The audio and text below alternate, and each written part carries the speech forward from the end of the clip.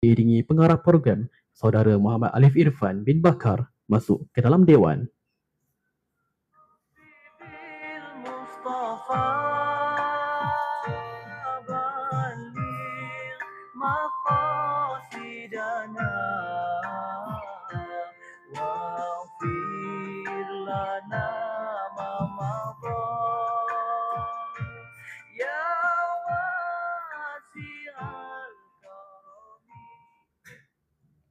Assalamualaikum warahmatullahi wabarakatuh dan selamat petang diucapkan kepada semua hadirin. Alhamdulillah, dengan izinnya kita dapat meneruskan lagi program kita pada petang ini. Sebelum kita melangkah dengan lebih jauh, izinkan saya membacakan serba sedikit latar belakang penceramah jemputan kita pada hari ini. Beliau ialah Dr. Muhammad Razif bin Muhammad Fuad, seorang pensyarah di Jabatan Usuluddin dan Dakwah Akademik Pengajian Islam Universiti Malaya. Beliau merupakan seorang pemegang ijazah Dr. Falsafah PhD dengan cemerlang dari Universiti Malaya.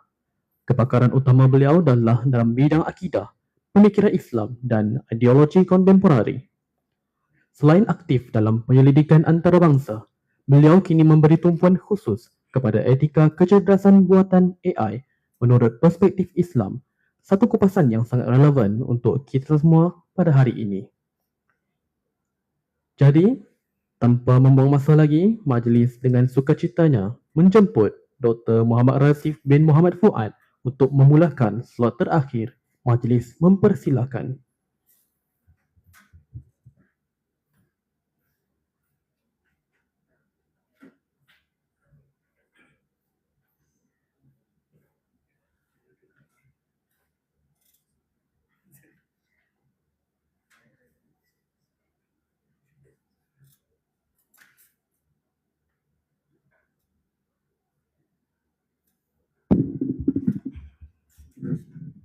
Assalamualaikum warahmatullahi wabarakatuh. Bismillahirrahmanirrahim. Alhamdulillah wassalatu wassalamu ala Rasulillah wa ala alihi wa sahbihi wala. Terima kasih kepada pihak penganjur daripada Persatuan Mahasiswa Islam, Persatuan Mahasiswa Akademi Pengajian Islam Universiti Malaya. Seterusnya hadirin hadirat yang dirahmati Allah Subhanahu wa taala. Alhamdulillah kita dapat bertemu pada petang ini. Dan saya yakin bila petang ni moodnya agak dry sikit. So saya akan cuba sedaya upaya keep it simple dan kita akan buka ruang soal jawab dengan lebih banyak insyaAllah. Okay, pertamanya saya nak tahu background dulu. Semua daripada API ke ataupun ada daripada luar API? Ada tak? Semua API? Semua API. Daripada departmen mana? Jabatan mana? Semua? Semua ada? Daripada Usuluddin ada? Satu, seorang, dua orang, tiga orang. Yang lain daripada Quran hadis ni? Quran hadis ada? Daripada syariah ada? Okey. Persoalan berkenaan tentang Islam dan juga AI ni baru dibincangkan sekitar 2-3 tahun kebelakangan ini dengan lebih serius. Cuma ada beberapa lagi kelumpungan yang boleh kita ambil maklum dan juga kita cakna tentang hal ni. Apa yang saya bentangkan dan apa yang saya cakap kemungkinan berbeza. Maksudnya kadang-kadang apa yang saya tulis kat sini tak ada apa yang saya cakap. Apa yang saya cakap tak ada dalam tulis kat sini. So boleh take note lah yang saya nyatakan ni. Slide baru siap je. Saya datang daripada Nilai, rumah saya kat Nilai. So saya harap sangat anda dapat beri perhatian yang serius supaya sejam saya tak terbuang begitu sahaja di atas jalan. Okey, ada persoalan awal sebelum saya mula? Awal-awal dah tanya soalan. Ada persoalan awal tentang saya sebelum saya mula?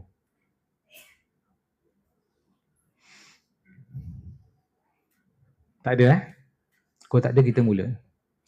Bismillahirrahmanirrahim. Isu berkenaan tentang artificial intelligence ataupun kecerdasan buatan. Satu hal yang kita tak dapat nak nafikan dalam kehidupan hari ini. Kita boleh bincang tentang pelbagai isu. Kita boleh tanya tentang pelbagai perkara dengan menggunakan AI. Dan pada hari ini, AI ini menjadi satu daripada pelengkap kehidupan kita. Semua dalam kalangan kita aja pernah guna ChatGPT. Semua dalam kalangan kita saya yakin pernah guna banyak aplikasi-aplikasi lain yang menggunakan AI. Zaman saya belajar dulu, waktu degree, master, tak ada lagi seumpama ChatGPT sebagainya. So kita masih kekal dengan kaedah klasik. Kaedah klasik maknanya apa? Kena refer lah buku, kena refer, dan rujuk, pergi perpustakaan sebagainya. Bila saya sembang dengan anak saya kecil lagi, cara dia tanya soalan kepada saya tu macam saya ni hidup zaman dinosaur. Dia kata, habis zaman Nabi dulu ada telefon tak? Zaman Nabi dulu ada komputer tak? Saya tunjuklah television. Masa saya kecil dulu television, yalah television kotak besar tu. Korang pernah tengok tak television zaman tu? Ada. Saya kata, ingat television, kenapa besar sangat television zaman tu? Banyaklah soalan-soalan yang kita akhirnya sedar, teknologi ni semakin lama semakin laju setiap hari. Bahkan anak saya tengok public phone pun dia terkejut. Dia kata, kenapa telefon dia duduk tengah-tengah kat sini? Kenapa dia tak bawa? Macam mana nak bawa jalan-jalan? So, itu soalan budak-budak tadika sekolah rendah. Dia tak dapat nak faham kenapa ada public phone tengah-tengah jalan. Korang pernah guna public phone tak? Tahu tak public phone tu apa? Okey, alhamdulillah. Okey. Bila teknologi ni semakin maju daripada hari ke hari, daripada masa ke masa, satu benda yang kita kena faham, agama ni dia tak menghalang kepada kemajuan. Agama ni tak pernah menghalang kemodenan. Cuma isu yang paling penting adalah bagaimana kita memanfaatkan kemajuan dia. Teknologi ni macam pisau. Kita boleh gunakan untuk kebaikan dan boleh gunakan untuk keburukan. Masalah yang timbul adalah bila mana tidak ada garis panduan khusus dalam penggunaan teknologi ni menyebabkan kerap kali isu-isu kesalahgunaan yang melibatkan AI itu berlaku dalam kalangan masyarakat, khususnya orang Islam. Jadi pada hari ini insyaAllah kita akan tengok beberapa sisi, beberapa sudut yang boleh kita fahami berkenaan tentang AI ini supaya kita jelas peranan kita sebagai mahasiswa dan dalam masa yang sama sebagai seorang Muslim bagaimana untuk menggunakan AI dengan sebaiknya. Okay, next. Peranan manusia sebagai khalifah. Allah Subhanahu wa taala sebut dalam Al-Quran, inni ja'ilun fil ardi khalifah. Allah kata, wa idh qala rabbuka lil malaikati inni ja'ilun fil ardi khalifah. Allah bagi tahu kepada para malaikat, sesungguhnya aku nak jadikan di muka bumi itu khalifah. Khalifah itu maksudnya pengganti. Para ulama ada berbeza pandangan tentang apa hukumnya menamakan manusia itu sebagai khalifatullah, pengganti Allah. Pengganti Allah. Sebab itu satu matlamat ataupun tugas yang amat besar. Pengganti Allah. Sebahagian para ulama menolak ataupun tidak membenarkan menamakan manusia itu sebagai khalifatullah.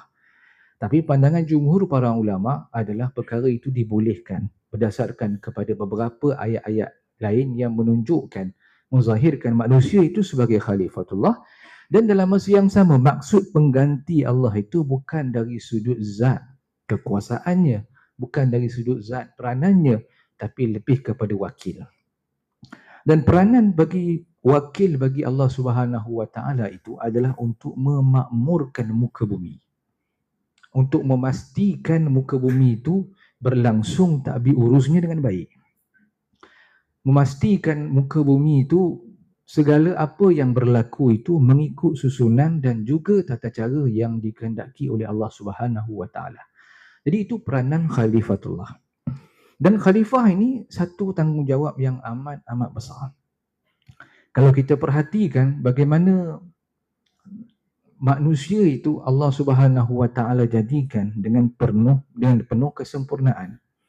Sebab itu Allah sebut manusia itu dalam Al-Quran sebagai ahsan taqwim. Sebaik-baik ciptaan, sesempurna ciptaan.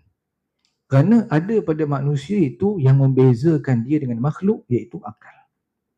Akal membezakan manusia dengan makhluk-makhluk yang lain. Itu membolehkan kita memahami apa yang baik, apa yang buruk. membolehkan kita memahami apa yang sesuai dan tidak sesuai. Perkara itu tidak ada pada haiwan. Sebab itu manusia ini kalau difahami dengan konteks yang lebih luas, difahami manusia itu, insan itu sebagai hayawanun natiq. Hayawan yang mana bertutur, berbicara.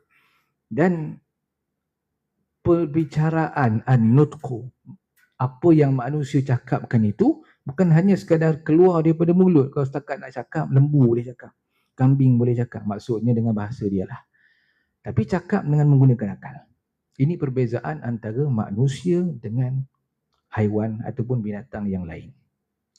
Dan pada manusia itu Allah Subhanahu Wa Taala jadikan hati.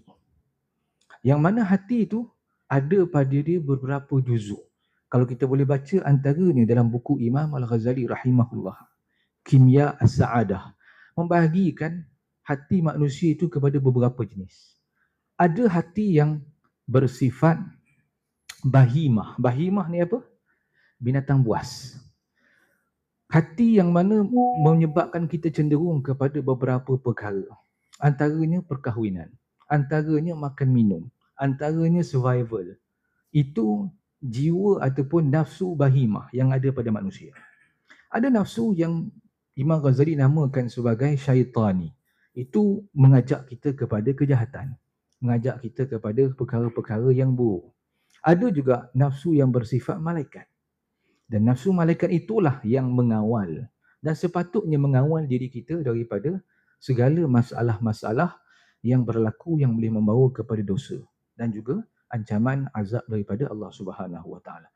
Kerap kali apabila masalah berlaku, maksiat berlaku, dosa berlaku, adalah ketidakseimbangan antara peranan nafsu-nafsu itu dalam diri.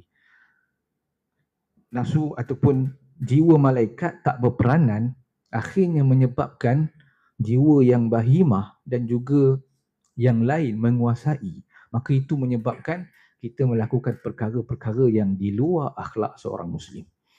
Okey, next.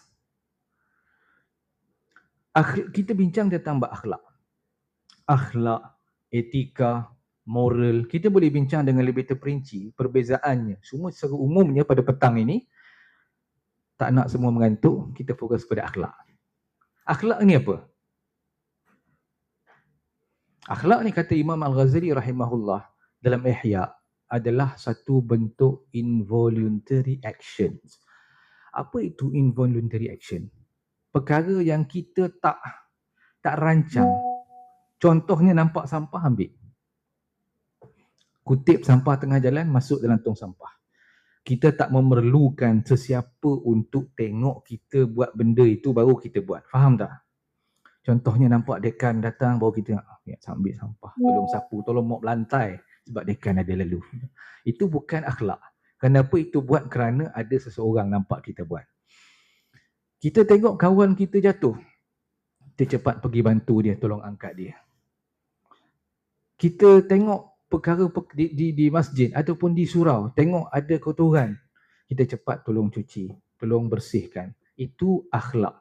Tanpa kita melihat keadaan sekeliling, dia datang secara sendiri. Itu akhlak. Dan akhlak itu dia terbit daripada hati yang bersih. Akhlak yang baik itu akan terbit daripada hati yang bersih. Perbezaan antara akhlak kita, seorang Muslim, dengan konteks akhlak dalam tamadun barat itu asasnya mudah. Perbezaannya adalah pada konsep sekular. Tentang konsep sekular ni boleh baca banyak dalam buku, antaranya Harvey Cox, boleh baca Charles Taylor. Itu buku-buku yang menarik untuk anda faham tentang asas sekular. Kita baca daripada perspektif sekular sendiri. Kata Senaqi Wal-Attas, ia bersumberkan falsafah bukan agama, dan ia adalah sikap dan perbuatan dan penilaian serta pertimbangan yang juga lebih mirip kepada perkara jasmaniah dan masyarakat dan negara semata-mata, dan yang senantiasa menempuh perubahan. Maksudnya apa? Dia tak bersandarkan kepada prinsip ketuhanan.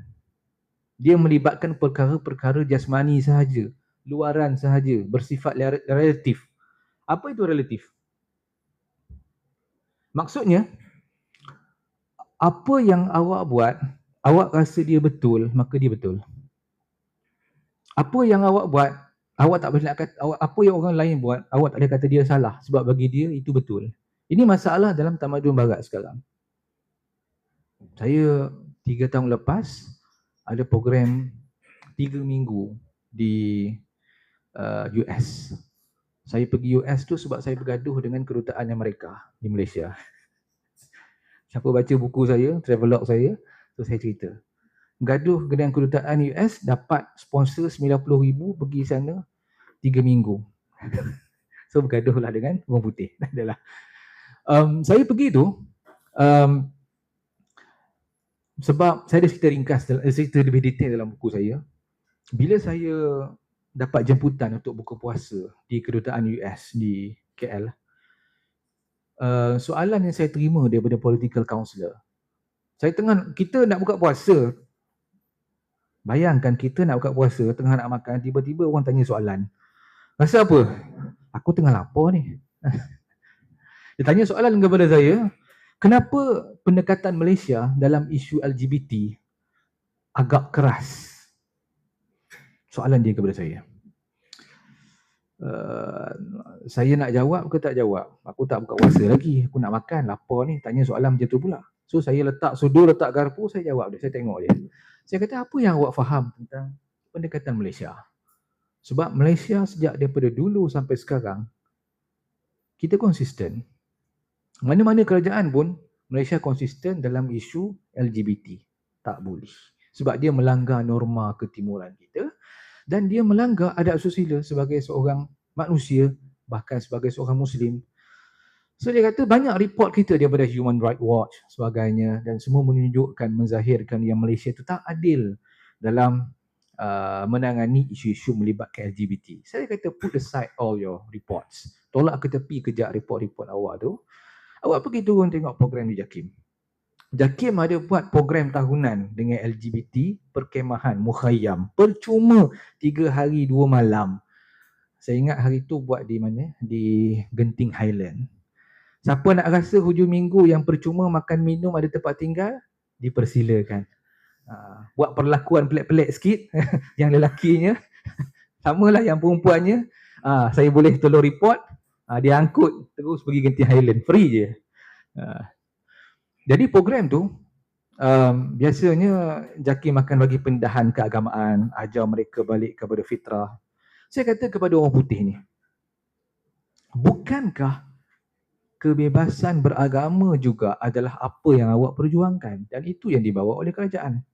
Itu yang dibawa oleh mana-mana pihak berkuasa agama negeri di Malaysia. Bukan JAKIM je, JAIS ke, Jabatan Agama Islam Wilayah ke, Perak ke dan sebagainya. Bahkan kalau di Selangor, memang ada fatwa khusus yang membolehkan duit zakat diberikan untuk program-program pemulihan LGBT. Saya kata kepada dia, so daripada awak nak anggap Malaysia secara umumnya dan pihak berkuasa agama negeri tidak bersikap adil kepada LGBT, why not awak cuba faham dulu situasi kita, pendirian kita, budaya kita dan sebagainya. Masalah negara-negara barat ni adalah mereka nak bersikap seperti Abang Long. Mereka sahaja yang betul, dunia lain kena ikut mereka. Kalau boleh baca puisi Rudyard Kipling, dia ada tulis tentang bagaimana sikap Amerika itu, dia nak jadi main character syndrome. Dia sentiasa nak jadi utama, dialah sentiasa betul dan sebagainya. Dan selepas saya bergaduh dengan dia, taklah bergaduh sangat, so bertekak dengan dia itu, 2 minggu lepas tu saya dapat email, dapat WhatsApp tawaran ke US 3 minggu fully sponsored. So pergi lah. Memang program itu dia tak ada temu duga. Memang program tu dalam Malaysia saya dengar ada seorang Chinese terpilih. So kami pergilah. Program tu 3 hari 2 malam, 3 hari 2 malam, 3 minggu. So dalam travelog saya ceritakan detail tentang pengalaman saya pergi ke pusat LGBT sedunia di Orlando. Saya ingat saya orang Malaysia pertama sampai situ kot. Dan pelbagai lagi lah pengalaman yang kalau nak tanya boleh tanya waktu hujung nanti. Okey. Poin saya, dunia barat mereka menganggap konteks etika dan moral itu dalam had yang melibatkan manusia sahaja. Maknanya apa? Kita yang menentukan moral kita, kita yang menentukan etika kita. Kalau awak rasa benda itu bagus, go on, awak buat. Awak rasa benda itu tak bagus, awak tak payah buat. Saya tak berhak nak menghakimi awak, sebagainya. Bagi kita sebagai Muslim, kita ada satu lagi, iaitu peranan agama. Dan Allah Subhanahu Wa Taala menurunkan kepada kita Al-Quran. Dan juga Nabi SAW ada juga dengannya hadis Nabi, yang mana kita lihat dengan Quran dan hadis ni, wahyu ni membentuk pemikiran kita, bahkan kehidupan kita secara umumnya. Apa yang ada dalam Quran dan hadis, itulah yang kita ikut dan kita bawa, kita implement dalam kehidupan kita. Itu perbezaan dasar dan juga perbezaan asas etika Islam dan juga bagan. Selanjutnya boleh baca dalam buku Risalah untuk kaum muslimin oleh Sayyid Naqib Al-Attas. Okey. Dalam pemikiran Sayyid Naqib Al-Attas, dalam beberapa buah bukunya, boleh baca dalam buku Risalah untuk kaum muslimin, boleh baca dalam buku Islam and Secularism, boleh baca dalam buku ada satu lagi buku dia tentang Ad-Din, Moral and Ethics tu. Jadi dia merumuskan 3 benda ni. Sayyid Naqib Al-Attas merumuskan 3 perkara ni. Teori etika sekular berasaskan kepada rationalism, naturalism dan juga individualism. Okey. Apa masalah kepada ketiga-tiga ini? Dia ada sisi baik dan juga ada sisi yang bermasalah. Cuma sisi bermasalah tu jauh lebih besar lah. Rationalism adalah penggunaan pure akal kita. Dan perkara ini dia menjadi struktur ilmu dalam pandangan alam sekular. Kita boleh guna akal. Dan itulah tuntutan dalam Al-Quran sebenarnya. Masalah kadang-kadang sebahagian orang kita salah faham, soal agama ni tak boleh guna akal, kita kena ikut saja. Tak betul. Sebab Ibn Rushd ada tulis satu kitab yang mengharmonikan antara agama dan falsafah. Boleh baca. Jadi hakikatnya syariat yang turun kepada manusia itu membawa manfaat kepada kehidupan manusia itu sendiri.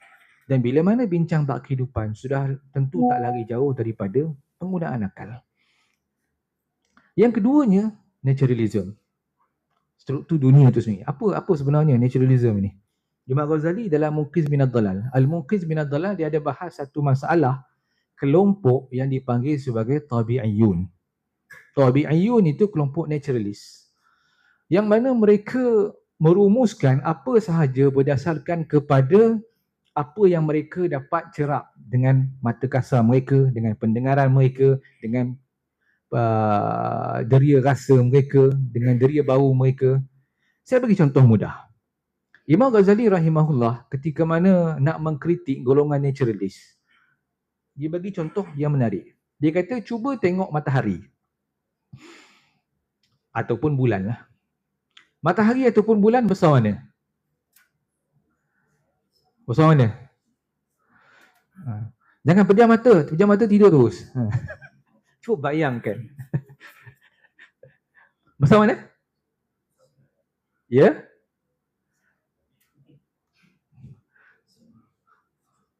Dah nampak kecil besar lah. 10 sen, 20 sen, 50 sen katakanlah. Betul tak? Betul tak? Ukur lilit diameter matahari ataupun bulan besar tu. Tak betul. Adakah mata kita dapat beri jawapan yang sebenar tentang hakikat ukur lilit saiz matahari ataupun bulan? Tak. Itu membuktikan masalah golongan naturalis bila mana nak mencerap segalanya dengan panca indera.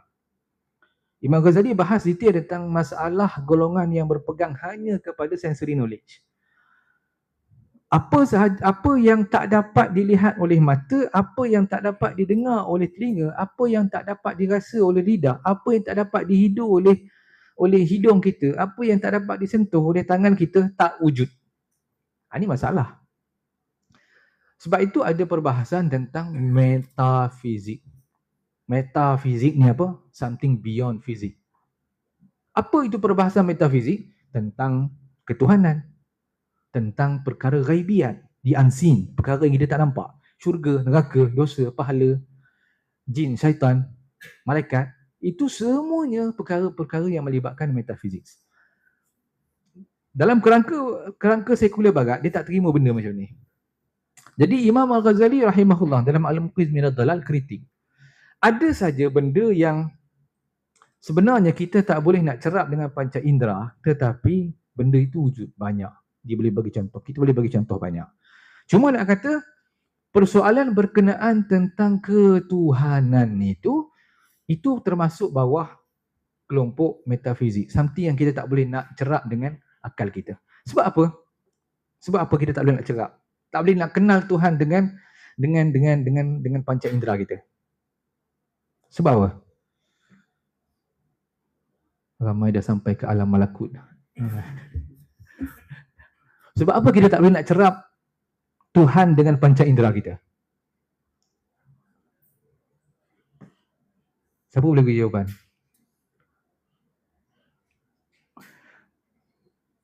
So indirectly saya dah bagi jawapan tadi. Sebab apa tak boleh nak nampak Tuhan? Mudahnya. Sebab apa tak boleh nampak Tuhan? Ya? Ha? Tak apa, salah tak apa. Tak ada, Jais mari tangkap, tak ada, tak apa. Universiti ni tempat kita cakap sebebas-bebasnya. Jangan sampai terkeluar daripada agama dah lah. Tapi kita boleh praktiskan. Saya hujung minggu dulu waktu degree USIM, kita orang tak tidur. Malam kita orang tak tidur. Kita orang baca segala jenis buku yang ada. Esok lepas subuh tidur lah. Sampai ke Zohor. So kehidupan zaman universiti ni sangat-sangat seronok. Ni gelak je. Tak biasa. Okey. Soalan balik. Kenapa kita tak boleh nampak Tuhan? Apa yang terbatas? Arah kiblat. Panca indera kita terbatas. Panca indera kita terbatas.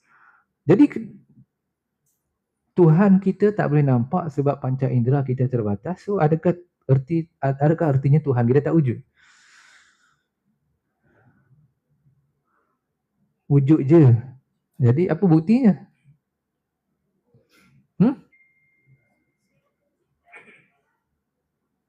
Dengan penciptaan alam. Jadi okey, macam ni. Panca indera kita semuanya lemah. Sebab itu ada satu kisah yang masyhur kalau kita baca dalam kitab-kitab tasawuf. Kisah orang buta nak kenal gajah. Orang buta nak kenal gajah. Orang buta pertama, dia akan kata gajah ni, dia nipis, lepeh besar. Sebab apa dia pegang telinga. Orang buta kedua, dia kata gajah ni taklah, dia tirus, panjang. Dia ada bulu-bulu ujung ni, dia pegang ekor. Taklah, dia panjang, tebal-tebal sikit, ada lubang dua. Dia pegang belalai. Tak ada yang beri jawapan yang tepat. Ada yang taklah, saya pegang tu dua pemeluk. Dia pegang kaki. Tak ada yang dapat bagi jawapan yang tepat. Sebab apa? Hakikatnya, walaupun dia pegang gajah yang betul, tapi panca indera tetap tak bagi jawapan yang betul. Mereka sentuh pun tak betul. Panca indera kita, mata kita, ada orang pakai spek, ada orang tak pakai spek. Telinga kita, ada orang telinganya tajam, ada yang tak. Ada orang, siapa suka durian? Siapa tak suka durian? Soalan salah. Siapa tak suka durian? Tak suka durian? Allah, ini entah ni buah-buahan syurga tu. Okey tak rasa. Ada orang suka durian, ada orang tak suka durian. Hidung masing-masing beza. Tapi bukan tapi. Jadi kalaulah Tuhan itu boleh dicerap dengan panca indera, dia akan jadi masalah. Sebab apa? Setiap orang akan bagi jawapan Tuhan tu berbeza.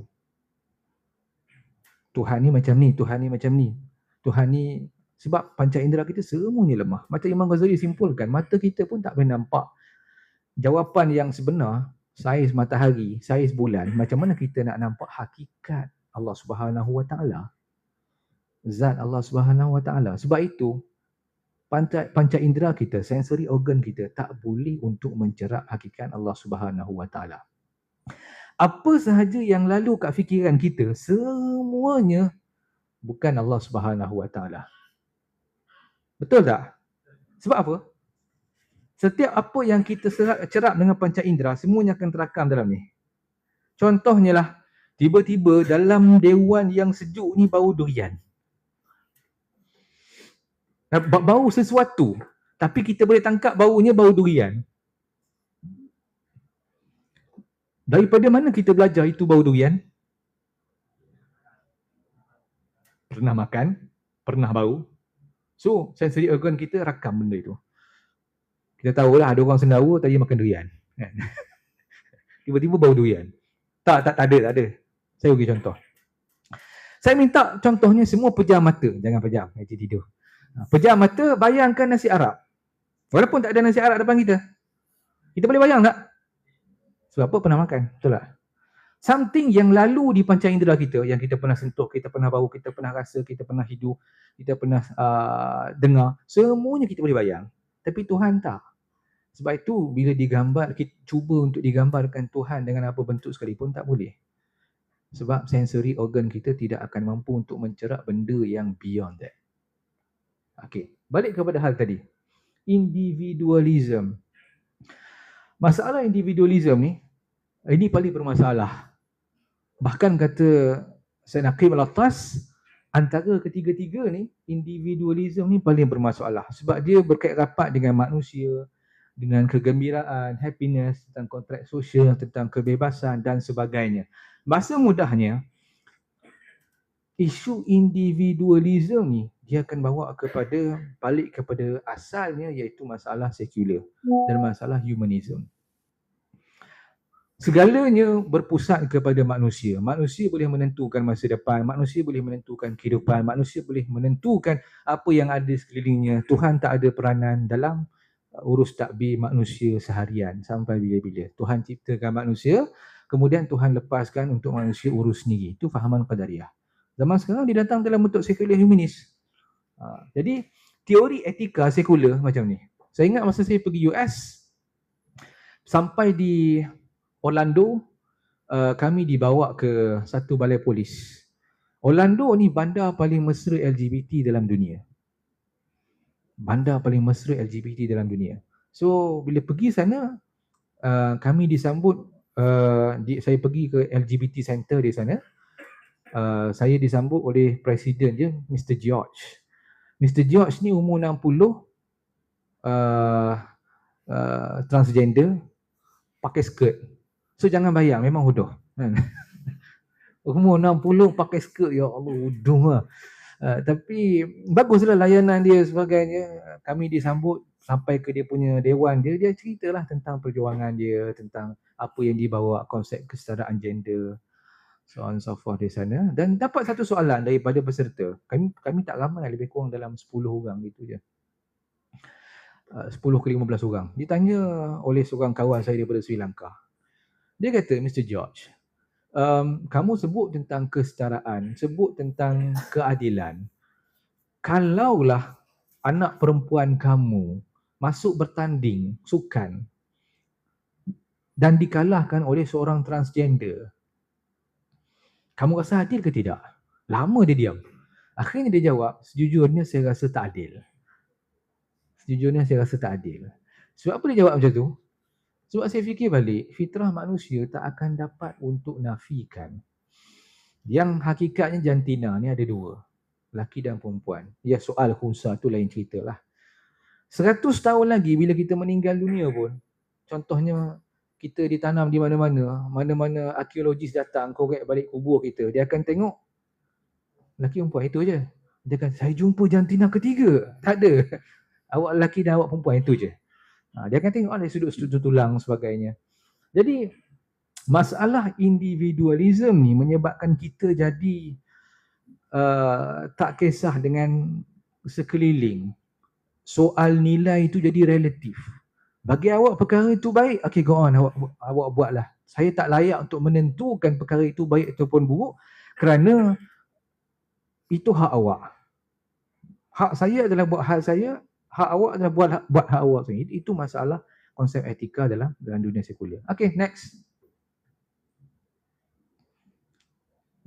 Siapa pernah tengok ni? Kalau siapa ambil subjek falsafah, rasanya belajar kot. Apa ni? Cuba beritahu saya. Siapa yang boleh cerita? Ini satu teori yang ataupun konsep yang diperkenalkan oleh seorang sarjana, Philippa Foot, tentang apa kaitan troli ni. Ni kita nak bincang, kita baru nak masuk tentang perbincangan tentang etika AI ni. Troli paradox ni. Kalaulah awak ada peluang untuk pegang apa benda orang panggil tu? Tuas. Bagus awak ni. Tuas. Saya lupa nama dia. Okey, tuas ni awak nak pilih yang mana? Nak bunuh yang ni ke nak bunuh yang ni?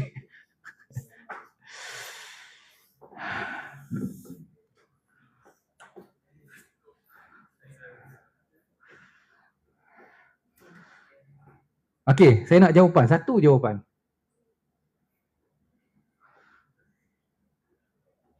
Kalau awak jangan tanya ChatGPT. Ini penting ni, konsep asas dalam etika AI. Awak nak pilih yang ni ke pilih yang ni?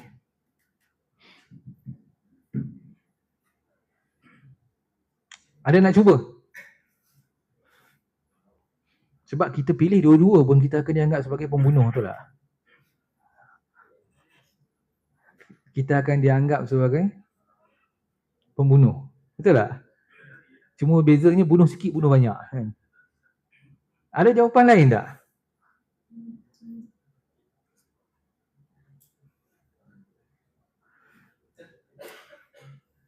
Jawapan yang setepatnya adalah kita ada pilihan untuk tak tolak tuas tu. Betul tak? Kita ada pilihan untuk tak tolak tuas tu. Perbincangan ni dibincangkan secara mendalam dan panjang lebar oleh ahli falsafah barat. Saya pun tak faham kenapa. Bincang tentang bab mudarat lah. Bab mudarat, kita nak ambil mudarat yang kecil ke mudarat yang besar ke. Kita boleh bincang dari sudut usul fiqh, sebagainya, maqasid. Orang putih pun bincang lah dari sudut-sudut falsafah dia. Tapi sebenarnya kita ada pilihan untuk tak tolak ataupun tarik tuas tu. Tapi kalau tak tolak dan tak tarik, kena juga lah. Nak tutup Swiss ke apa ke, terpulanglah. Okey. Dalam perbincangan berkenaan tentang AI ni, terutamanya dalam bab agama ni, soal yang menjadi concern utama adalah mas'uliyah, kebertanggungjawaban. Kita nak serah kepada siapa salah ni. Contohnya kenderaan yang dipandu oleh AI, yang mana diajar dalam sistem dia kalau ada sebarang bentuk perkara yang boleh mengancam pemandu ataupun tuan dia, hendaklah kereta itu melanggar. Contoh, tiba-tiba dia langgar kucing, tiba-tiba dia langgar orang. Kesalahan tu jatuh pada siapa? Kepada kenderaan ke kepada AI? Kepada AI ke kepada manusia? Bab mas'uliyah ni yang dibincangkan secara terperinci oleh para ulama moden tentang bagaimana nak menghukumkan dalam isu ni. Antara lain lagi, kalau kita perhatikan, masalah utama sistem AI ni dari sudut emosi. Dari sudut emosi. Emosi tak ada. Kita pernah dengar perbincangan tentang fatwa atau mufti AI sebagainya. Ya, kita boleh dapatkan jawapan secara literal tentang apa hukum A, jawapannya gini, apa hukum B, jawapannya gini. Tetapi nak menghukum berdasarkan situasi, AI tetap tak mampu. Sebab AI bergerak dan dia belajar berdasarkan data-data yang diperoleh daripada dia. Contoh sebagai satu isu, ketidakmampuan AI untuk menghukum. Satu kisah yang dinukilkan oleh Imam An-Nawawi dalam Majmu'. diambil daripada seorang tokoh besar mazhab Syafi'i, Al-Imam As-Sumairi, yang wafat pada tahun 387 Hijrah. Ibn Abbas satu ketika dia didatangi oleh seorang lelaki yang telah membunuh seorang lelaki Muslim yang lain. Dia tanya kepada Ibn Abbas, apakah ada ruang untuk aku ni bertaubat? Maka jawab Ibn Abbas, ya Tuhan Maha Pengampun. Seorang lelaki lain datang juga, dia telah bunuh seorang lelaki Muslim. Tanya kepada Ibn Abbas soalan yang sama, apakah ada ruang untuk aku ni bertaubat? Jawab Imam Ibn Abbas, tak, tempat kamu adalah neraka. Soalan yang sama tapi dua jawapan yang berbeza. Jadi anak-anak murid Ibn Abbas tanya kepada Ibn Abbas, kenapa Syekh kamu jawab soalan yang sama dengan jawapan yang berbeza? Cuba teka apa jawapan Ibn Abbas. Ibn Abbas kata, aku tengok anak mata orang yang pertama. Orang yang pertama itu tanya soalan, aku tengok mata dia. Dan sebab itu aku bagi jawapan, Tuhan ni Maha Pengampun. Sebab apa? Aku nampak dia ni betul-betul nak bertaubat. Daripada mata dia aku dapat rasa dia ni betul-betul insaf. Sedangkan orang yang kedua, aku tengok mata dia penuh lagi dengan kebencian, dendam, marah. Maka aku katakan dia tempatnya adalah dalam neraka. Kebijaksanaan, hikmah dalam menghukum itu tak ada pada AI. AI boleh, kalau kita nak dapat prescription ubat, kita beritahulah kita sakit gini, AI akan beri jawapan gitu sebagainya. Tetapi dari sudut ketelitian, dari sudut hikmah, dari sudut kedalaman penilaian, itu tak ada pada AI sampai ke hari ini. Even satu hari nanti pun, kalau AI dah belajar sampai ke satu peringkat yang mana dia boleh tiru emosi manusia, tetap dia tak akan mampu untuk buat penilaian yang tepat kerana dia tak ada ruh. Dia tak ada ruh. Dan dengan ruh itu, kalau kita baca lagi dalam perbahasan Ibn Sina dengan lebih lanjut, kita akan faham bagaimana ruh itu sebenarnya dia bagi pengaruh kepada hati, bagi pengaruh kepada akhlak, bagi pengaruh kepada kehidupan kita. Dan itulah yang membezakan antara manusia dan juga AI. Okay, next. Saya tengah tulis satu paper tentang Syekh Ibn Bayyah. Menarik, nanti kalau dah keluar nanti saya maklumkan. Asas pemikiran Syekh bin Bayyah dalam isu etika AI, dia antara yang terawal. Beliau antara yang terawal yang tulis tentang AI dalam kalangan ulama Islam. Beliau antara yang terawal. Boleh tengok dia punya talk dia di YouTube tentang AI. Dia ada bahas waktu dia pergi Rom. Saya ingat dalam 2-3 tahun lepas. Dia kata apa? Asas pemikiran dia, kritikannya terhadap wacana teknologi kontemporari yang beliau sifatkan sebagai secara asasnya tidak seimbang kerana mengutamakan persoalan bagaimana teknologi dibangunkan berbanding persoalan yang lebih mendasar, iaitu mengapa teknologi tersebut dibangunkan. Kita selalu bincang tentang bagaimana. Tapi soalan mengapa? Kenapa AI itu dibangunkan? Bila kita bincang tentang persoalan mendasar, kenapa AI itu dibangunkan, kita akan faham dari sudut mas'uliyah. Kita akan faham apa yang boleh dan tak boleh. Kita akan faham bagaimana hadnya kita boleh manfaatkan AI ni, apa yang boleh, apa yang tak boleh, apa yang membawa kepada dosa dan sebagainya. Okay, next. Ni saya pergi rumah dia bila? Hujung tahun lepas.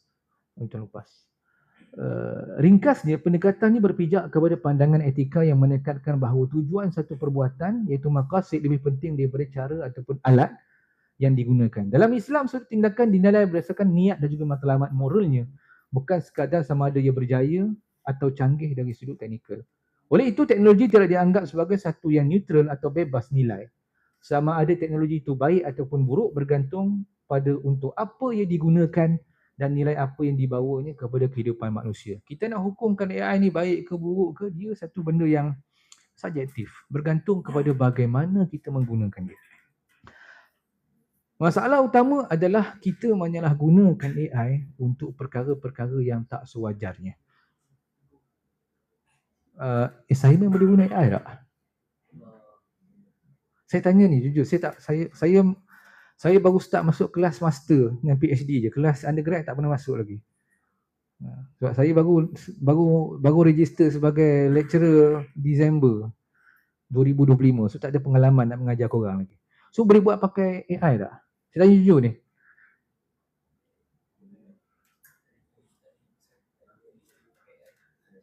Ha? Oh, maknanya bukan soalan boleh atau tidak, tapi mengapa digunakan AI? Mengapa perlu guna AI? Boleh lah. Tengok. Kita dah jadi ahli falsafah petang ni. Apa itu boleh?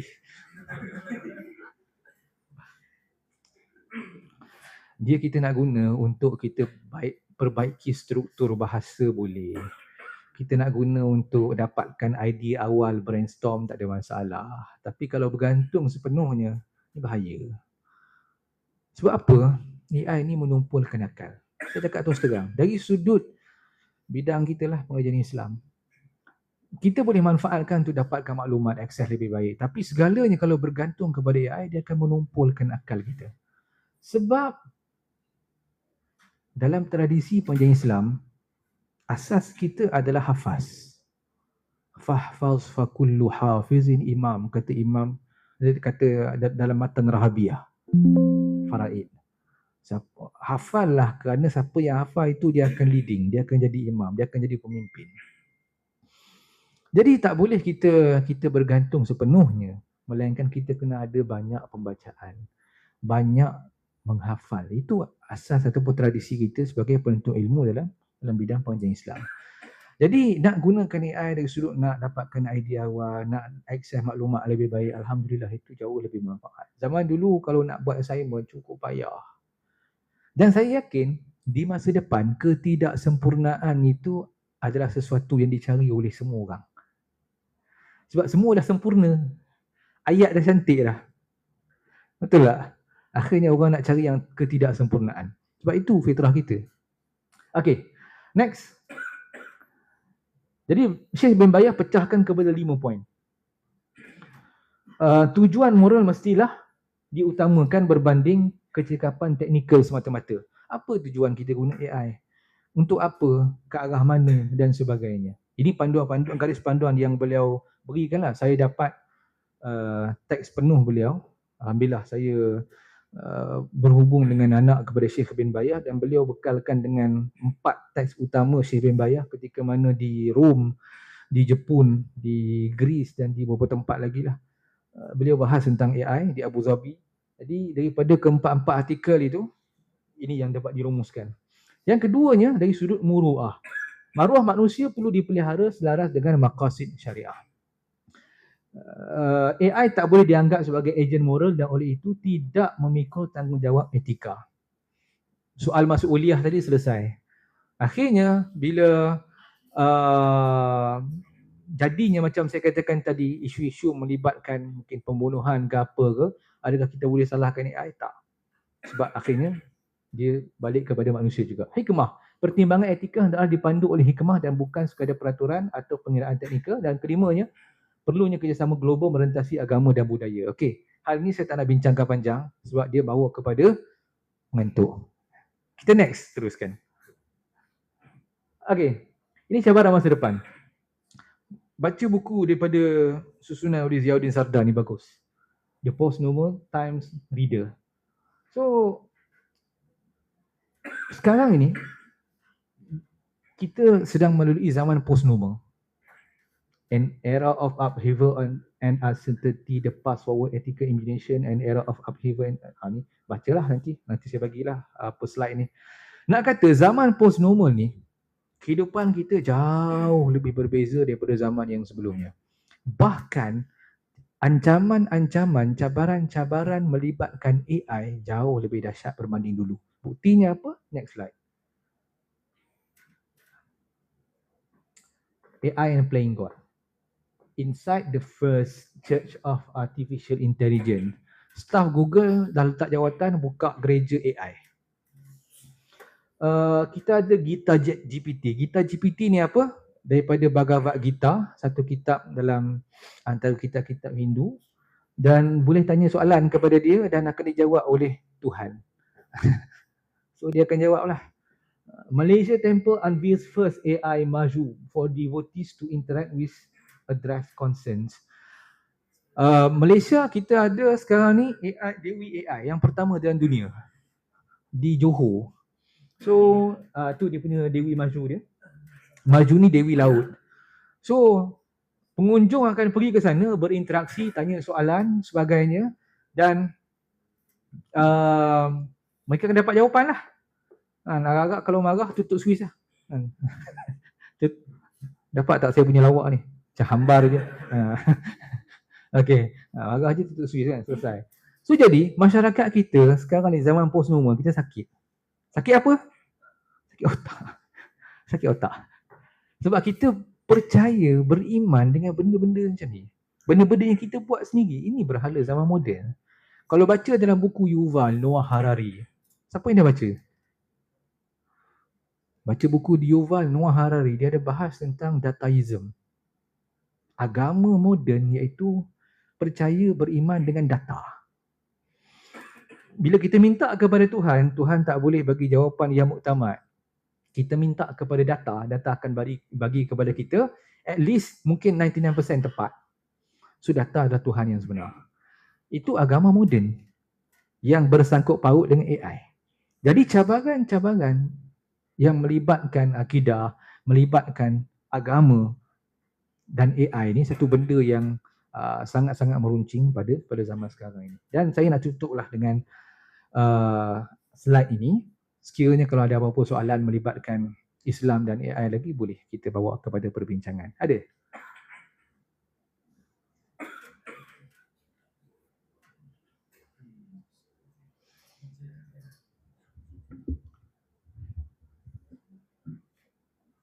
Dah pening dah, tak ada soalan dah.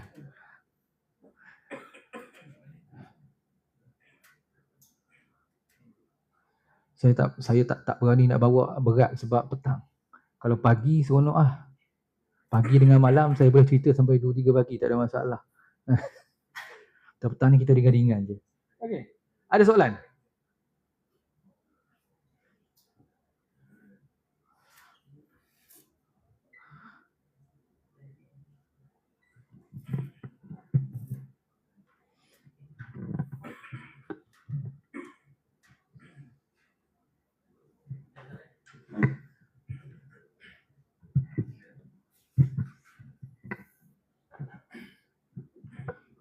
Bismillah. Tes. Nama diberi Amirul Hakimi bin Hamdi dari Jabatan Quran Hadis tahun 2. Tak ubah cara template daripada zaman saya mesti. DUC nama diberi. Kita Okay. Bismillah. Jadi insyaAllah ini sekadar soalan yang timbul lah. Ya. Berkaitan penggunaan AI lah. Doktor ada jelaskan kan bahawa kalau penggunaan AI secara berlebihan ni dia boleh menumpulkan akal. Jadi macam mana kita nak, kalau contohlah kalau ada katakan seorang tu dia dah terjebak dah guna selalu nak cepat kan, macam ni kita nak kawal semula, nak train balik kita punya fikiran tu supaya dia lagi tajam balik macam tu. Okey. Allah Alam. Saya teringat satu syair Arab, iza lam takun hafizan wa'iyan fa jam'uka lil kutubi la yanfa. Kalau kamu ni tak jadi seorang yang ada kesedaran dalam kehidupan kamu, hakikatnya banyaknya timbunan kitab-kitab kamu ni tak bermanfaat langsung. Itu kata para ulama ratusan tahun dulu. Zaman kita ni, kita berhadapan dengan zaman yang bukan lagi timbunan kitab. Kitab di hujung jari. Segalanya kita boleh dapat dengan AI. Pagi tadi dah belajar pasal apa? Usul AI dan sebagainya. Saya ingat lagi waktu belajar di UAE semasa dulu, guru saya Dr. Abul Lais, Profesor Dr. Abul Lais dalam bidang hadis. Dia kata dia masuk kelas tu dalam keadaan yang tiba-tiba happy. Siapa yang ada pengalaman ngaji dengan dia, kalau ada masa-masa lapang pergi lah dia buat pengajian di UAE. Dr. Abul Lais ni Dia kepakaran bidang hadis lah. Dia selalu kalau masuk kelas dia akan panggil kami beberapa benda je. Dia akan panggil pelajar dia sebagai syaitan. Ya syaitan. Selalu dia orang India. Dia lulusan PhD Ummul Qura. Dia akan panggil semua pelajar dia syaitan. Seorang-seorang, saya pun dah kena syaitan beberapa kali dah. Dan dia suka panggil apa lagi, saya tak ingat dah. Dia panggil syaitan tu sebab sebenarnya dalam kalau kita belajar ulum hadis, kaedah jarah takdil, bila seorang perawi itu menamakan perawi lain sebagai syaitan, itu makna dia punya ingatan hebat sangat. Siapa belajar Quran hadis kan? Cari balik. Bila seorang perawi itu nak nak mentajrihkan, nak memuji perawi yang lain dari sudut kehebatan hafazan, dia akan kata perawi ni ingat dia ni macam syaitan. Nak kata power macam kita lah, power gila kan. Dia tak adalah power gila kan, dia panggil syaitan terus. So Dr. Abu Lais, saya nak cerita apa soalan tadi? Saya lupa dah. Okey, dia masuk kelas. Masa tu zaman Maktabah Syamilah baru mula-mula popular. Dia masuk kelas dalam keadaan gembira, dia kata wallahi kuntu walian. Aku dah jadi wali. Sebab apa? Student dia baru ajar dia macam mana cara nak guna Maktabah Syamilah. Dia kata semua kitab tu nanti excited lah, dia cerita dia kami gini. Yalah dia orang lama, umur dia pun dah, saya ingat dah 70 lebih kot. Dia baru belajar tentang guna. Zaman dulu mana ada AI, Maktabah Syamilah tu dah kira hebat dah lah. Dulu kita orang Maktabah Syamilah, Maklamah Zaid, pelajar fiqh usul ada. Maklamah Zaid ada tahu tak? Kau kena belajar Maklamah Zaid ni. Rugi tak belajar. Dia macam Maktabah Syamilah juga, tapi fokus kepada kitab-kitab usul fiqh. So itulah kita orang pegang. So jadi dengan banyaknya maklumat yang kita dapat, secara relatifnya, secara hakikatnya, kita boleh jadi hebat. Logiknya lah, kita boleh jadi lebih alim daripada para ulama tu dulu. Tapi kenapa tak? Kenapa tak? Sebab barakah tak ada. Barakah dalam kehidupan kita tak ada. Al-Imam Al-Ghazali rahimahullah, bila ditahan oleh perompak, Imam Ghazali ditahan oleh perompak. Kalau kita baca dalam riwayat hidup Imam Ghazali, boleh baca dalam kitab yang ditulis oleh Syekh Dr. Mustafa Abu Suwai. Dibahas tentang riwayat hidup Imam Ghazali. Pada peringkat awal hidup, ketika mana Imam Ghazali masih remaja, beliau pernah ditahan oleh perompak. Perompak itu nak ambil barang dia. Imam Ghazali nak pergi belajar. Imam Ghazali kata, ambillah semua barang-barang aku yang ada, sebab dia pergi belajar tu dengan kafilah-kafilah Arab ni, naik unta. Ambillah semua apa yang ada, kecuali jangan ambil buku nota aku. Jangan ambil buku nota aku. Maka kata perompak tadi kepada Imam Ghazali, kalau ilmu kamu dalam kitab, baik tak payah ngaji. Patut ilmu kamu dalam hati. Disebabkan kata-kata daripada perompak itu, Imam Ghazali balik rumah dan dia hafal semua kitab dalam simpanan dia. Sebab itu tak mustahil Imam Ghazali boleh tulis Ihya sampai 5 jilid. Sebab ilmu itu duduk betul-betul dalam dada dia. Masalah utama kita zaman sekarang ni adalah ilmu itu ada dalam iPad, dalam internet, dalam poket, kita hakikatnya jauh lebih dekat dengan ilmu. Tapi keberkatan tu tak ada, menyebabkan kita akhirnya bergantung sepenuhnya kepada alat, kepada teknologi, kepada benda-benda sebegitulah. Dan satu sudut memang itulah yang kita perlu insafi dan perlu untuk perbaiki. Kebergantungan kita kepada alat-alat sebegini perlu dikawal. Perlu dikawal. Sebab saya risau akan datang sampai zaman bila mana para pelajar dalam bidang pengajian Islam tak kenal siapa tokoh-tokoh dalam bidang sendiri. Saya pernah jumpa dengan pelajar yang bila saya sebut Imam Syafi'i itu imam dalam bidang apa, dia tak boleh jawab. Ada. Saya pernah jumpa pelajar tahun 4 yang saya tanya kepada dia siapa Abu La'ala Maududi, tak kenal. Saya pernah jumpa dengan orang bidang akidah, bila sebut Imam Abdul Hasan Al-Asy'ari, siapa dia tak kenal. Jadi tak mustahil. Sebab apa? Sebab bila kita buat satu benda bergantung sepenuhnya kepada alat-alat macam AI sebagainya kita tak concern dengan pembacaan, dan itu sebab itu tak lekat dan tak ada keberkatan. Keberkatan itu ada pada pembacaan. Kita kena ikut kaedah bagaimana para ulama dulu-dulu. Kena ada banyaknya kasratul qiraah. Banyak membaca. Jangan limitkan pembacaan anda. Baca semua benda yang kita boleh pada zaman belajar ni. Duduk di UM berapa tahun? 4 tahun. 4 tahun setengah. 3 tahun setengah, 4 tahun. Cukup tak untuk kita bawa bekal untuk hidup lebih kurang? Berapa tahun ni korang nak hidup? Katalah hidup 40 tahun lagi lah. Cukup tak bekal? 4 tahun belajar untuk hidup 40 tahun lagi sebelum mati. Tak cukup.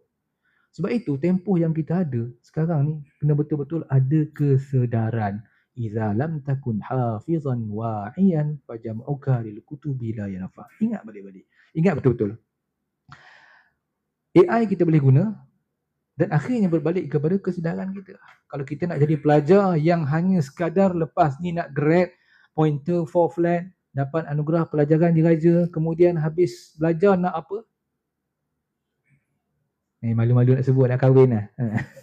Nak kahwin, nak kerja, beranak pinak, kemudian mati. So, apa erti kehidupan kita? Jadi benda tu kita kena faham. Kesedaran sebagai seorang mahasiswa. So, kalau kita nak terus dengan kehidupan kita, nak sekadar belajar, sekadar boleh dapat jawab exam, kemudian keluar student jadi pelajar alumni UM, tapi tak ada manfaat betul kepada diri kita, tak boleh bawa kepada perubahan kepada masyarakat, tak ada buat apa. Tapi realiti masyarakat kita semakin banyak yang seperti itu. So jawapannya adalah itulah, kesedaran. Tak ada cara lain yang boleh ubah. Saya boleh nasihat, kawan-kawan boleh nasihat, tapi yang nak berubah adalah diri kita. Okay, next soalan lain. Banyak soalan daripada pasu-pasu, daripada bunga-bunga tak ada soalan. No, lambatlah, lawak saya hambar ke? Okay, next. Okay, silakan.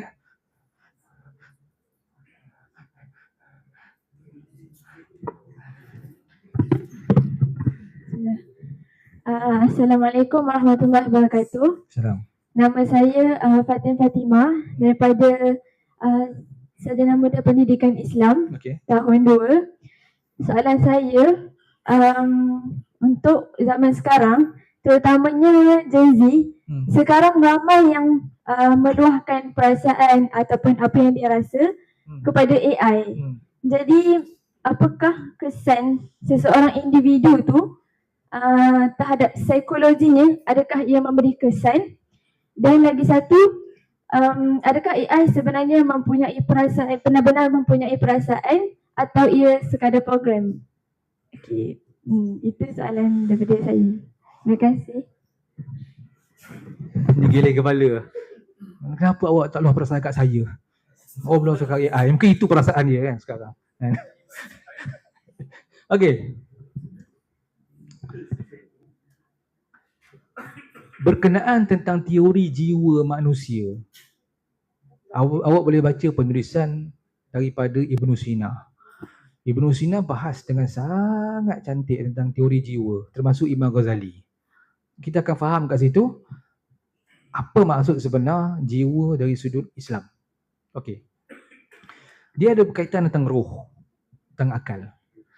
AI dia tak ada roh, tak ada akal. Jawapannya hanya berdasarkan data-data yang dipelajari secara self learning daripada apa yang di mining ataupun didapatkan daripada maklumat-maklumat yang diperoleh. Kita upload kita punya assignment. Jadi kita minta ChatGPT tolong analisis assignment kita, adakah boleh dapat 4 flat dengan assignment ni contohnya. So daripada situ AI belajar something, benda yang baru bagi dia. Jadi dia tidak ada ilmu pada dia. AI ni maklumat. Maklumat ini benda yang kita sampaikan daripada satu pihak kepada satu pihak.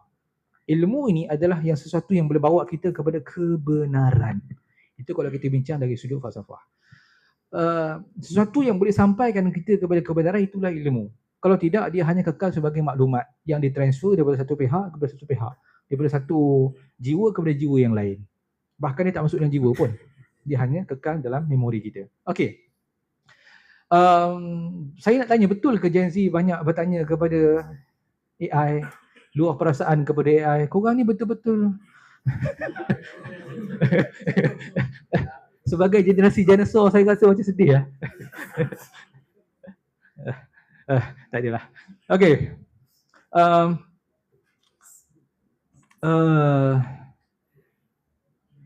Jawapan yang tepat adalah seseorang, manusia, kata Ibn Khaldun, dia ni adalah insan ijtimai.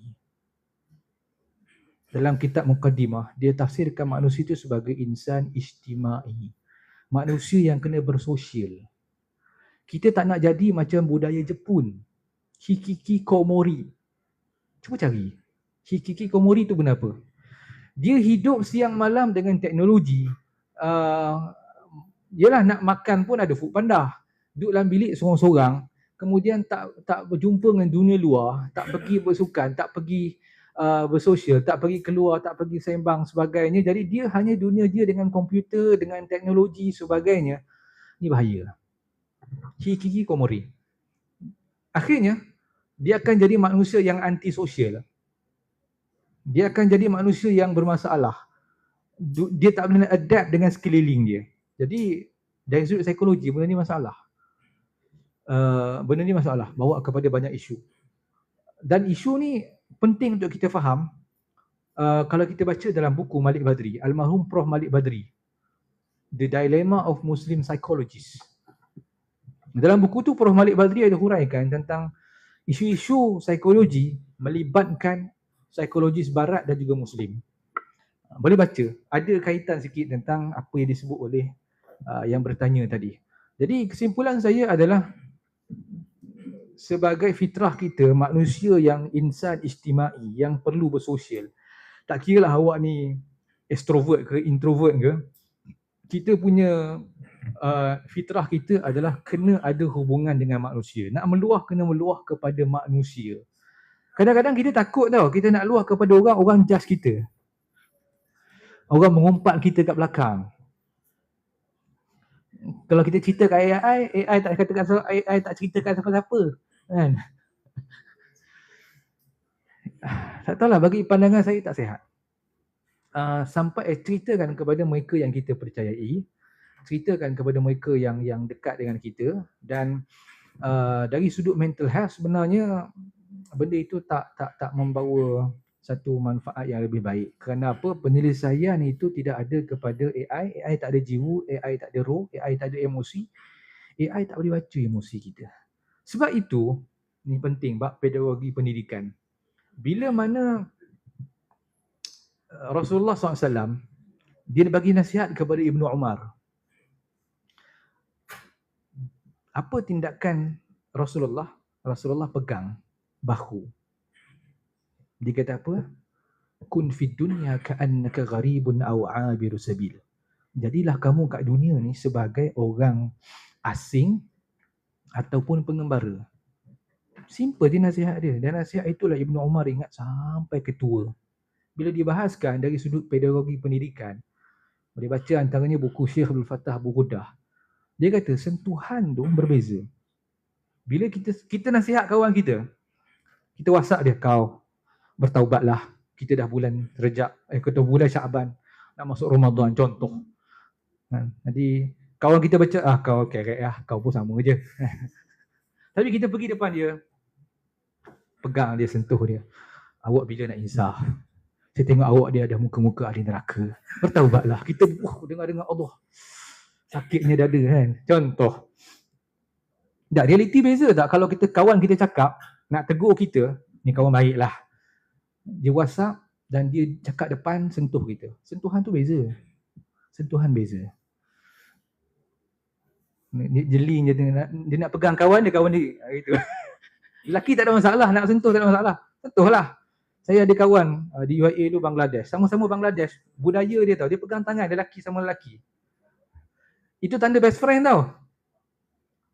Perempuan tak ada masalah kan? Lelaki ada masalah tak?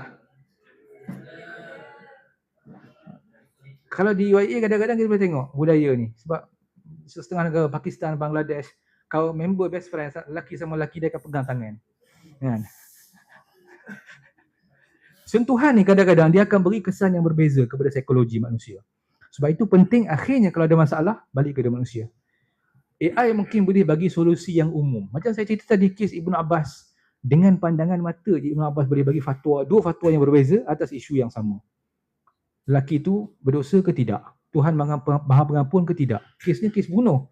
Tapi Ibn Abbas beri jawapan yang berbeza dengan tengok anak mata je.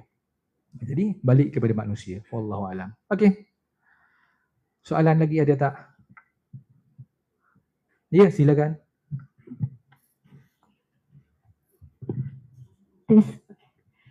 Bismillah, nama saya Rizko Adawiyah, tahun 2 dari Jabatan Usuluddin dan Dakwah.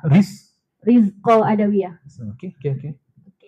Soalan saya berkaitan kunjungan doktor ke pusat LGBT di Orlando sebentar tadi. Okey. Saya normal lah. Okey. Teruskan. Apa pengalaman, mungkin doktor boleh beritahu secara ringkas sahaja pengalaman doktor berkunjung ke sana dan apa reaksi mereka. Orang Sabah ke? Ya. IC kita sama, 1-2. Semua saya lahir Sabah, membesar sampai umur 5 tahun, kemudian pindah ke Kedah. So dah tak boleh cakap Sabah tapi fahamlah orang Sabah cakap. Okey, teruskan. Apa reaksi mereka apabila doktor berkunjung ke sana? Okey. Saya cerita detail dalam buku saya, travelog saya dari Washington ke San Diego. Ringkasnya boleh beli dekat Jejak Tarbiyah. Siapa yang pernah sampai sana, adalah buku saya sana.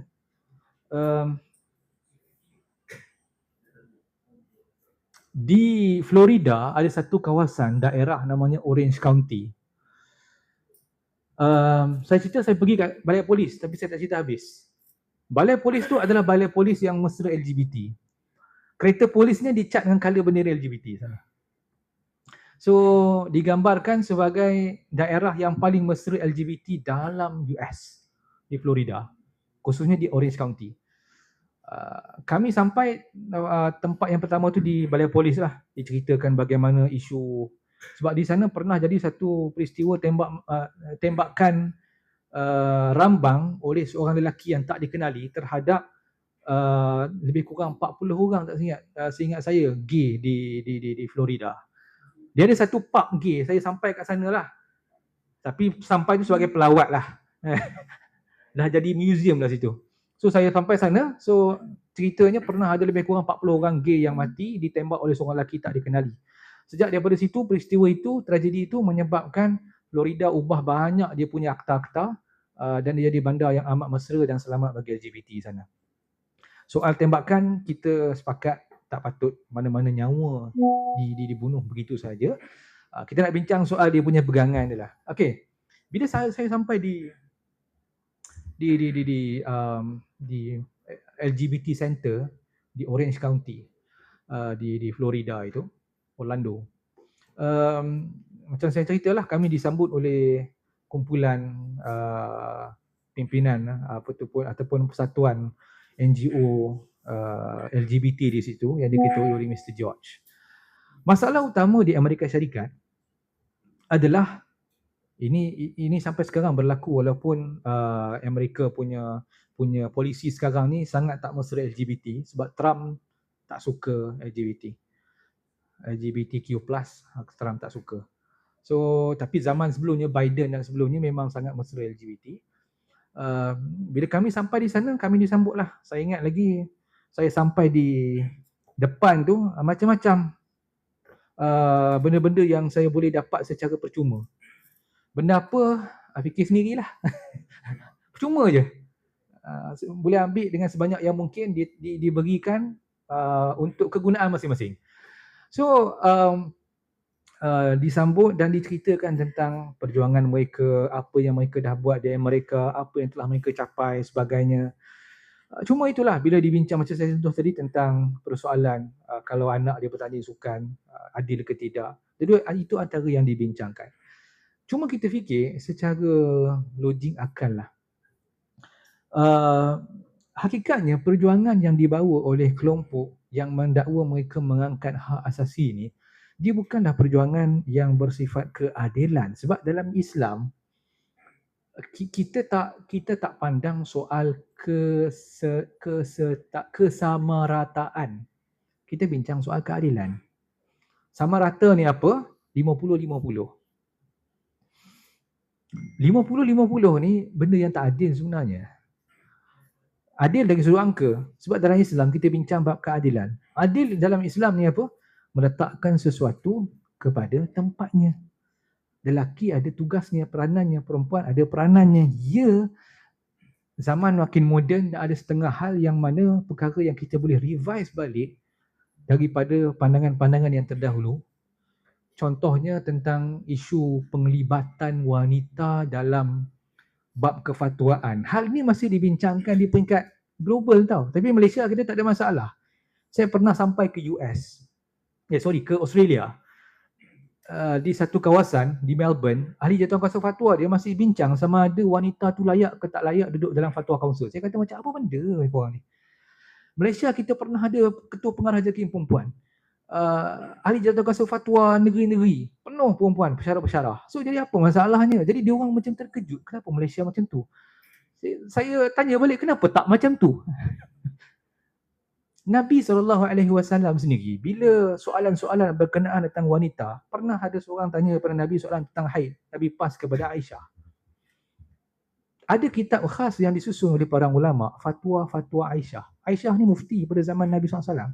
Cuma ialah nak katakan keperluan wujud mufti wanita pada hari ini, kita boleh bincang hal lain. Tapi nak kata, wanita itu memang ada kedudukan yang tersendiri dalam Islam. Begitu juga lelaki. Jadi persoalan itu seakan-akan benda yang amat nadir dibincangkan dalam kerangka sekular barat. Balik kepada topik tadi, bab LGBT.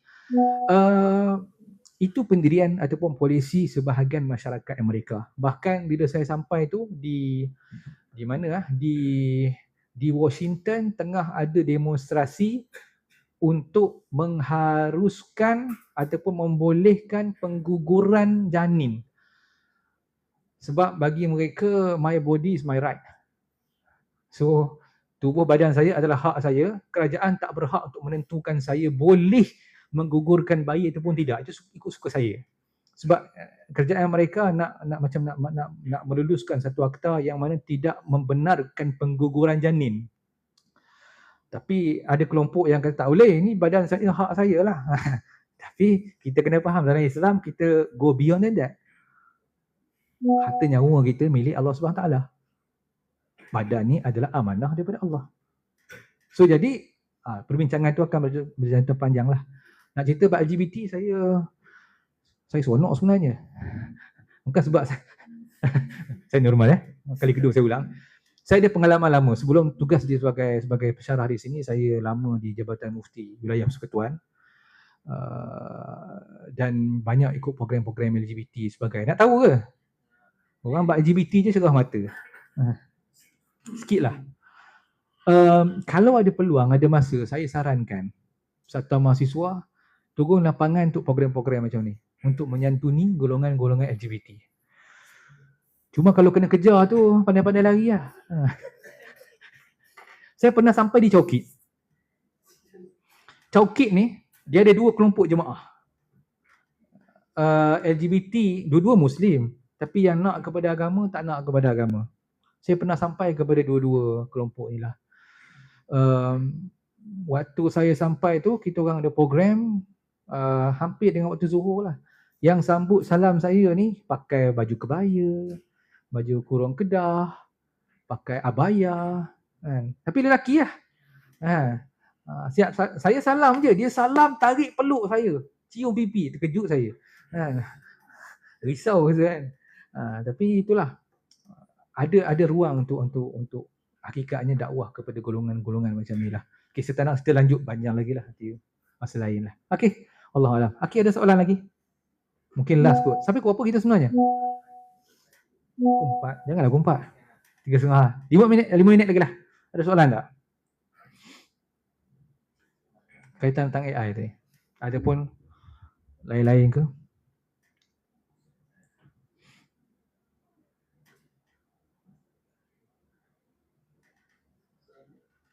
Soalan akhir.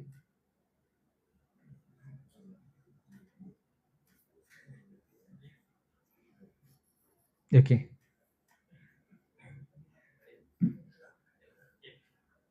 Assalamualaikum. Assalamualaikum. Saya Amar. Ha? Amar. Amar. Okey. Kita dah pernah dengar yang teknologi membantu. Kita juga pernah dengar akhirnya teknologi ni membunuh.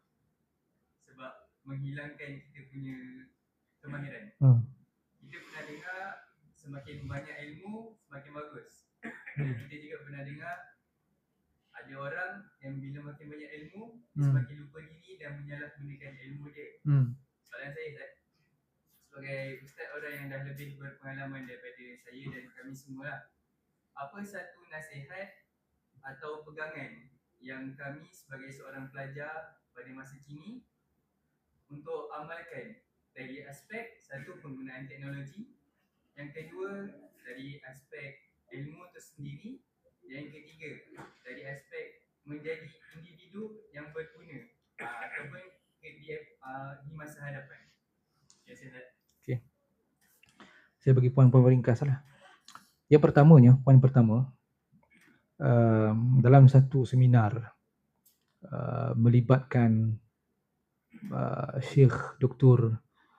Sharif Hatim Al-Auni dengan pakar-pakar bidang perubatan. Mereka bahaskan tentang bab teknologi perubatan dari sudut pandang agama. Maka apa yang disimpulkan oleh Syekh Dr. Hatim Al-Auni, Hatim Sharif Al-Auni, At-tib huwa at-tib, al-insan huwa al-insan. Perubatan selamanya adalah perubatan. Manusia adalah manusia. Duanya adalah hal yang berbeza. Maksudnya teknologi perubatan tu adalah teknologi. Manusia adalah manusia. Kita tak akan boleh nak satukan, melainkan kita boleh hidup secara bersama, coexist.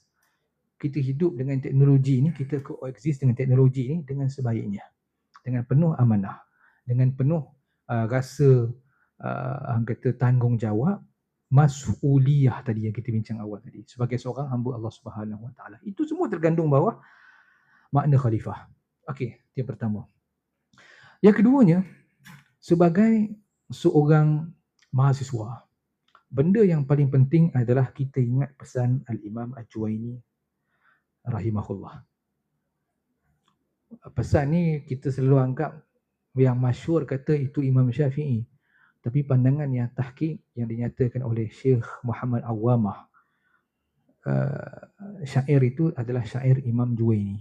Akhilan tanalul ilman illa bisittatin, zaka'in wa hirsin wa ijtihad wa bulghatin wa irsyadil ustazi wa tuli zaman. Nak capai ilmu, nak dapatkan ilmu itu, kata Imam Juwaini, ada beberapa perkara. Yang pertamanya adalah zakat. Zakat ni apa? Kalau kita tengok dalam bahasa Arab, zakat ni bukan setakat kredit, pijak. Sebab itu saya katakan, saya selalu berpegang yang bahasa Melayu kita ni tak cukup kosakata. Zakat ini kalau kita bahas dari sudut bahasa Arab, dia macam percikan mercun, bunga api, dia memancar, laju. Itu zakat. Nak kait dengan akal manusia kena macam tu. Ting mentol kan. Kalau dia lembab je, itu tak zakat itu. Termenung panjang kan, itu tak zakat. Zakat ni dia bijaksana, bukan bijak sini je, bijak sana. Jadi dia ekstra, cerdik, pintar yang lebih daripada orang. Itu zakat dalam bahasa Arab. Dan bahasa Arab ni kalau kita teliti dengan lebih mendalam, dia sangat-sangat indah. Contohnya kalimah cinta. Cinta dalam bahasa Arab apa? Laju je, hub. Lagi?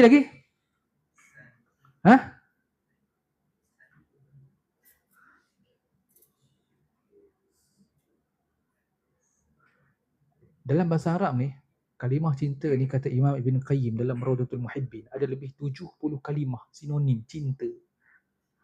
Bahasa Melayu kita cinta, kasih, sayang, gawe, apa lagi? Tak banyak.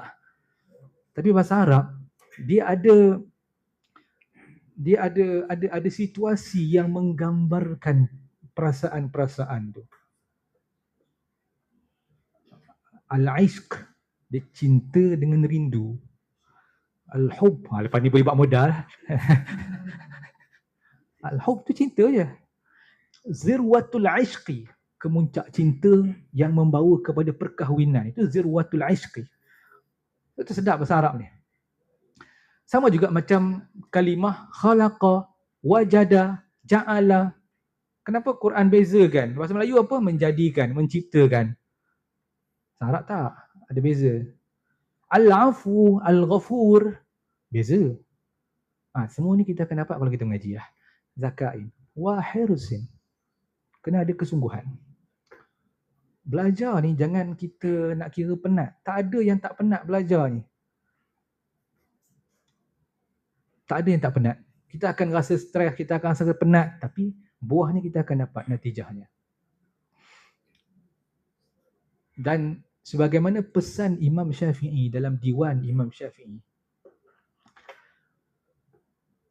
nak dapatkan ilmu tu, kata Imam Syafi'i, kena apa? Sahurul layali. Kena bangun awal pagi. Kena korbankan sebahagian masa malamnya. Waktu sahur, waktu orang lain tidur, kita bangun pukul 3 pagi, 4 pagi belajar, study. Jadi, bangun tahajud ke sebagainya, bangun belajar. Itu hirs. Kena ada kesungguhan, kena ada dengan maksud kat sini dia tamak dengan ilmu lah. Ijtihad kena bersungguh-sungguh. Wa bulghah kena ada duit. Duit ni samalah PTPTN ke, duit mak ayah kita ke, apa kena ada duit. Wa irsyadil ustazi, kena ada, kena ataupun wa suhbatul ustazi, kena rapat dengan guru, kena rapat dengan para pensyarah. Budaya saya ingat di sebahagian tempat. Dulu di zaman belajar kami ingat, saya tak tahu, tak pasti. Tapi saya ingat dulu waktu di USIN, bila para pensyarah keluar, kita orang akan ramai-ramai follow. Sebab kadang-kadang apa yang kita dapat di luar kelas bila follow pensyarah sampai tolong pegang botol air ke, tolong pegang kitab ke, sampai ke bilik, itu jauh lebih manfaat daripada 3 jam kelas. Ada je buah-buah menarik, faedah-faedah menarik kita dapat. Dan itu budaya daripada zaman dulu sebenarnya. Kena ikut para ulama, kena ikut para guru. Wa suhbatul ustazi wa irsyadul ustazi wa tul zaman. Belajar ni jangan sampai 4 tahun ni habislah aku keluar tak nak belajar, tak tengok buku dah. Tak. Pembelajaran ni adalah sepanjang hayat kita. Tak semestinya dalam kelas saja, luar kelas boleh. Zaman sekarang dengan ada akses YouTube sebagainya. So kita boleh dapat 6 perkara ni. Kalau kita dapat, insya-Allah kita akan jadi seorang penuntut ilmu yang jauh lebih baik daripada yang lain. Wallahu a'lam. Okey. Saya rasa setakat itu sahaja. Moga-moga Allah Taala golongkan kita dalam kalangan penuntut ilmu yang sentiasa nak akan kepada ilmu, tamak akan ilmu. Saya mohon maaf kalau ada kekurangan dan kesilapan. Kalau ada apa-apa nak tanya, boleh terus email saja. razif@um.edu.my razif@um.edu.my. Nombor saya jangan saya bawah. Siapa yang ada nombor saya, tak apa, simpan je. Aku qauli hadza wa astaghfirullah li wa lakum. Assalamualaikum warahmatullahi wabarakatuh.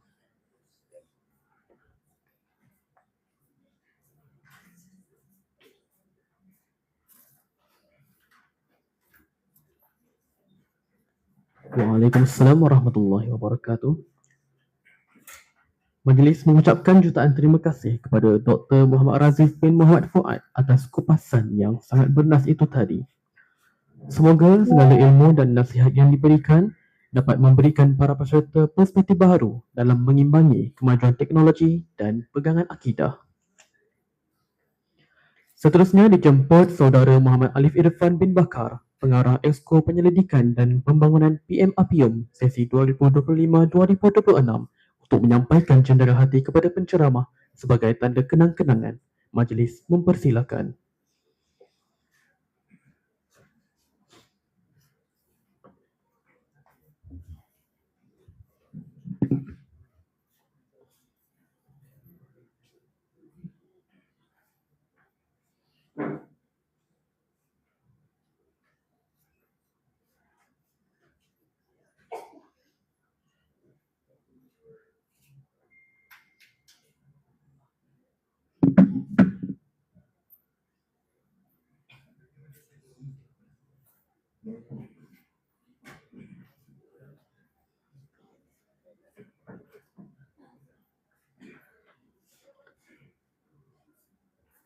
Terima kasih